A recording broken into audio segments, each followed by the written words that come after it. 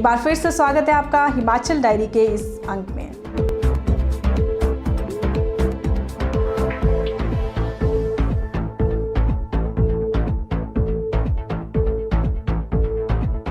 Himachal one अधिकार मंच ने प्रदेश सरकार से प्रदेश में अवैध कब्जों को नियमित करने के लिए वन अधिकार कानून 2006 को ही लागू करने की मांग उठाई है, ताकि बर्बादी के कगार पर पहुंच रहे छोटे व मंझौले बागवानों को राहत मिल सके।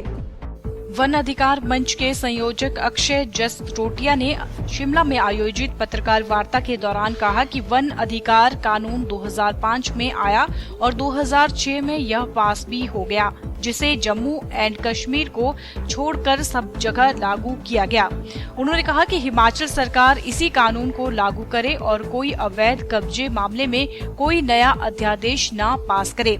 अक्षय ने कहा कि सरकार ने 2002 में भी नया कानून बनाया और छोटे और मध्यम वर्गीय किसानों को लाभ पहुंचाने को लेकर फॉर्म भरवाए गए थे, जो अभी तक कोर्ट में विचाराधीन है।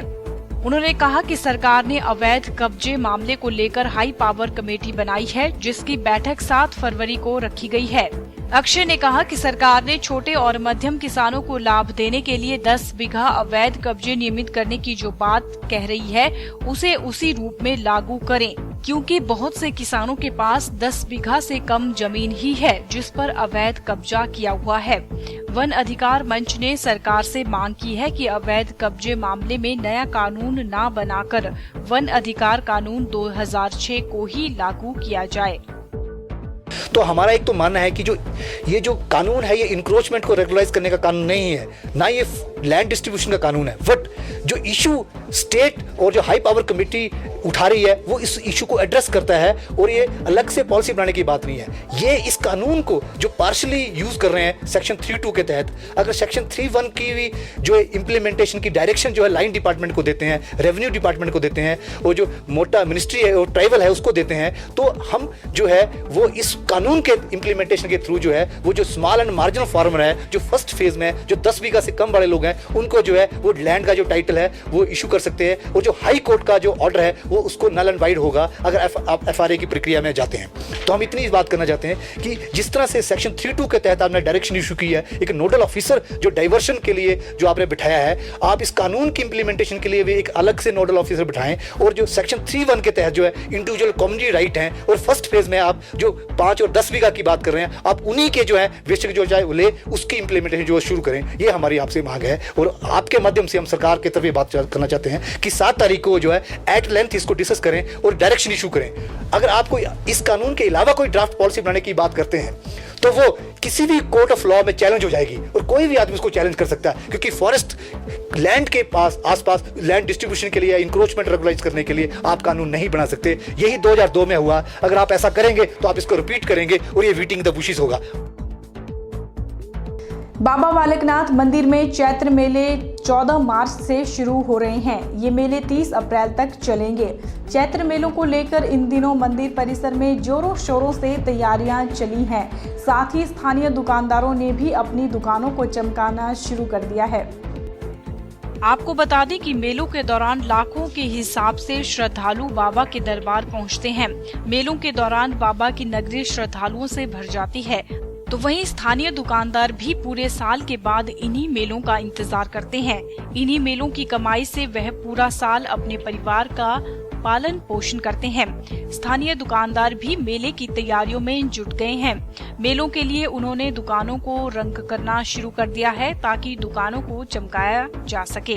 वहीं मंदिर प्रशासन द्वारा भी मेलों को लेकर तैयारियां शुरू कर दी गई हैं। मंदिर प्रशासन द्वारा मेले के मद्देनजर सफाई व्यवस्था की जा रही है। वहीं पुलिस प्रशासन की तरफ से भी 250 के करीब होमगार्ड व पुलिस के जवान मंदिर में अपनी सेवाएं देंगे। अपंगों, बीमारों के लिए मंदिर प्रशासन की तरफ से निशुल्क गाड़ियां लगाई जाएंगी। इससे वह सीधे गुफा मार्ग तक पहुंचेंगे। मंदिर अधिकारी की परमिशन के बिना कोई भी लंगर नहीं लगेगा। मेले के लिए मंदिर न्यास की सरायों की भी बुकिंग हो गई है।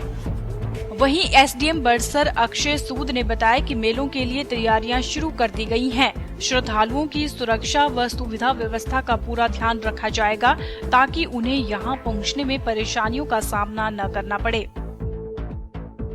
हमीरपुर स्थित आधार इंस्टीट्यूट ने अपने महत्वाकांक्षी प्रोजेक्ट संकल्प 30 के लिए एडमिशन शुरू कर दिए हैं। संकल्प 30 बिहार में धूम मचा चुके सुपर 30 की ही तर्ज पर एक ऐसा कॉन्सेप्ट है जिसमें संकल्प 30 नाम का एक ऐसा बैच बनाया जाएगा जिसमें होनहार 30 स्टूडेंट होंगे और उन्हें इस तरह से कोचिंग दी जाएगी कि 30 के 30 बच्चे प्रतियोगी परीक्षाओं में अपना मुकाम बना सकें। क्या कहना है संकल्प 30 बैच पर आधार इंस्टीट्यूट के एमडी अटल शर्मा का, आइए आपको सुनाते हैं। हमीरपुर स्थित आधार इंस्टीट्यूट ने अपने महत्वाकांक्षी प्रोजेक्ट संकल्प 30 के लिए एडमिशन शुरू कर दिए हैं। संकल्प 30 बिहार में धूम मचा चुके सुपर 30 की तर्ज पर एक ऐसा कॉन्सेप्ट है जिसमें संकल्प 30 नाम का एक ऐसा बैच बनाया जाएगा जिसमें होनहार 30 स्टूडेंट्स होंगे और उन्हें इस तरह से कोचिंग दी जाएगी कि 30 के 30 बच्चे प्रतियोगी परीक्षाओं में अपना मुकाम बना सकें। क्या कहना है संकल्प 30 बैच पर आधार इंस्टीट्यूट के एमडी अटल शर्मा का, आइए सुनते हैं। Aadhaar Institute Hamirpur had taken innovative and courageous step first time in Indian coaching industry with its new batches Sankalp 30. In Sankalp 30, we are enrolling 30 students from non-medical and medical stream for 1 year coaching with written guarantee of selection on affidavit. If student does not get selection in the said courses, his or her full fee will be refunded.